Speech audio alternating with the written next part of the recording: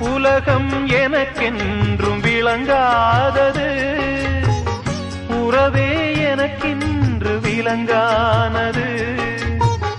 அடடா முந்தானை சிறையானது, இதுவே என் வாழ்வில் முறையானது. பாறை ஒன்றின் மேலே ஒரு பூவாய் முளைத்தாயே, உறவுக்கு உயிர் தந்தாயே. நானே எனக்கு நண்பன் இல்லையே, உன்னால் ஒரு சொந்தம் வந்ததே.